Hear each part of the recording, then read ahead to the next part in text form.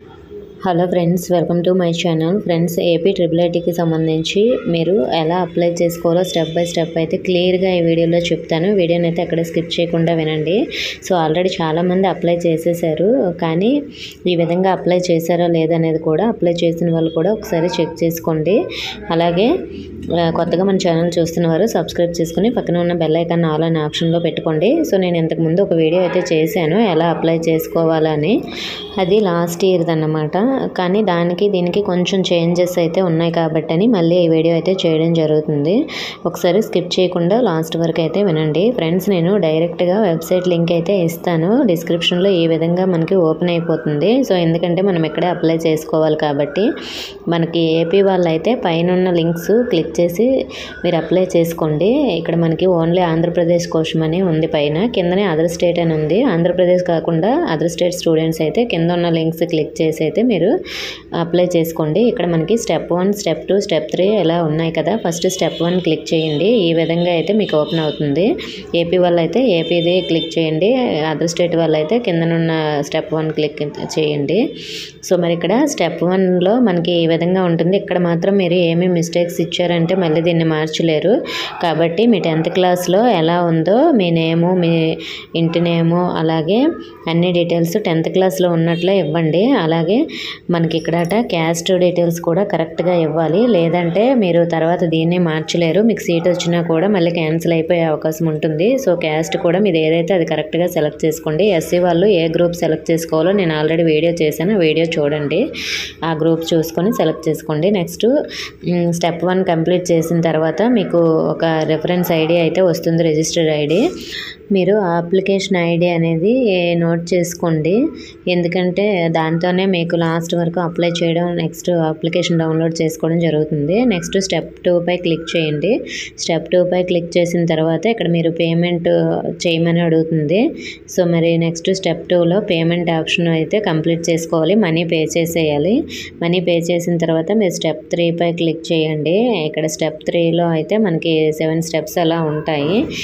First step వచ్చేసి just మనకి instructions అలా ఉంటాయి. నెక్స్ట్ పై క్లిక్ చేయండి. అక్కడ ఏమీ చేయవలసిన అవసరం లేదు.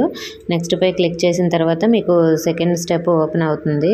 సెకండ్ స్టెప్లో మాత్రం ఇక్కడ జాగ్రత్తగా ఫిల్ చేయండి. ఇక్కడ మనకి ఆల్రెడీ హాల్ టికెట్ నెంబరు వచ్చేస్తుంది. అలాగే మీకు ఎస్ఎస్సి బోర్డు ఇక్కడట మీరు సెలెక్ట్ చేసుకోవాలి. ఏపీ వాళ్ళు అయితే ఏపీ ఎస్ఎస్సి అని అలా అక్కడ ఆప్షన్స్ ఇస్తారు. అదే మీరు వేరే స్టేట్, అదర్ స్టేట్ వాళ్ళు అయితే మీరు టీఎస్ఎస్ఎస్సికి సంబంధించి అలా ఆ విధంగా అయితే అక్కడ టైప్ చేసుకోండి. మీ డేట్ ఆఫ్ బర్త్ వచ్చేస్తుంది. ఇక్కడ ఫాదర్ నేము, మీ మదర్ నేమ్ కూడా మీ 10th క్లాస్లో ఎలా ఉంది అలానే ఇవ్వండి. నెక్స్ట్ మేలా ఫిమేలా అని కూడా ఇక్కడట మీరు సెలెక్ట్ చేసుకోండి. నెక్స్ట్ ఇక్కడ క్యాంపస్ ప్రిఫరెన్స్ అడుగుతుంది కదా. ఇక్కడ మీరు న్యూస్ వీడ్ పెట్టుకోవాలనుకుంటే, అంటే న్యూస్ వీడ్లో మీకు జాయిన్ అవ్వాలని ఉంటే ఫస్ట్ క్యాంపస్ సెలెక్ట్, ఇక్కడ న్యూస్ వీడ్ సెలెక్ట్ చేయండి. లేదు శ్రీకాకుళం అనుకుంటే ఫస్ట్ అది ఆప్షన్ ఇవ్వండి. సెకండ్ ఆప్షన్ ఇంకొక క్యాంపస్ ఏదైనా ఇవ్వండి. అలా 4 ఆప్షన్స్ కూడా మీరు 4 క్యాంపస్ ఇవ్వండి. ఇలా ఇవ్వడం వల్ల మీకు మార్క్స్ బట్టి ఫస్ట్ మీరు ఏది పెట్టారో దానికి ప్రిఫరెన్స్ ఉంటుంది. ఒకవేళ అది రాకపోయినా సెకండ్ పెట్టిందైనా ఛాన్స్ ఉంటుంది. అలా అది రాకపోతే థర్డ్ పెట్టిందైనా ఛాన్స్ ఉంటుంది.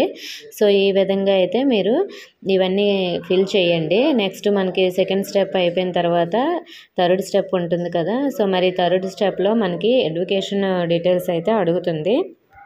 ఎడ్యుకేషన్ డీటెయిల్స్ ఇక్కడట జాగ్రత్తగా మీరు ఫిల్ చేయండి. ఒకవేళ మీరు అదర్ స్టేట్ స్టూడెంట్స్ అయితే ఆల్రెడీ మార్క్స్ కానీ జీపీఏ కానీ మీరు ఇవ్వచ్చు.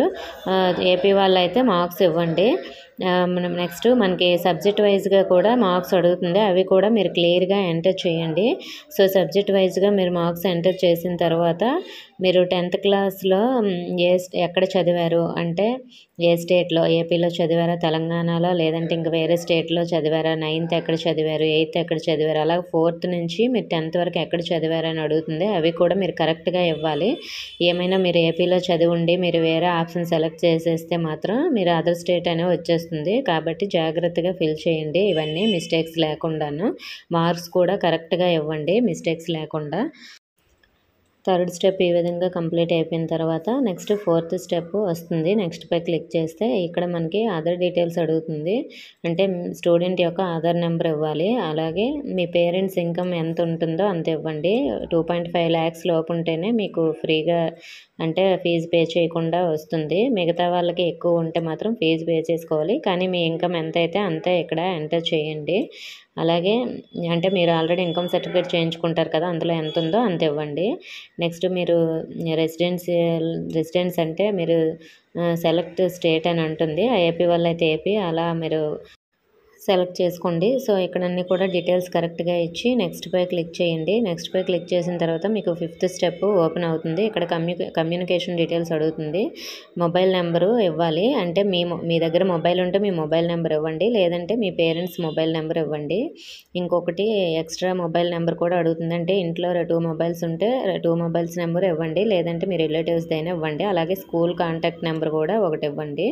అలాగే ఈమెయిల్ అడ్రస్ కూడా కరెక్ట్గా ఇవ్వండి. సో ఇవి మీరు కరెక్ట్గా ఇస్తే మీకు సీట్ వచ్చినప్పుడు మెయిల్ కానీ మెసేజ్ కానీ వస్తుంది. అలాగే అడ్రస్ కూడా ఇవ్వండి, మీరు ఉంటున్న అడ్రస్ ఇవ్వండి. అలాగే పర్మనెంట్ అడ్రస్ అంటే ఒకవేళ మీరు వేరే ఊర్లో ఉన్నారనుకోండి, అక్కడ అడ్రస్ ఇవ్వండి. పర్మనెంట్ అడ్రస్ అంటే మీ ఓన్ విలేజ్ కూడా ఇక్కడ అడ్రస్ ఇవ్వండి. లేదంటే మీది ఒకటే అంటే 2 దగ్గరలో ఒకటే సేమ్ ఇవ్వచ్చు. సో ఇలా ఇచ్చిన తర్వాత మీరు నెక్స్ట్ పై క్లిక్ చేయండి. అలా క్లిక్ చేసిన తర్వాత మీకు నెక్స్ట్ స్టెప్ ఓపెన్ అవుతుంది, 6th స్టెప్.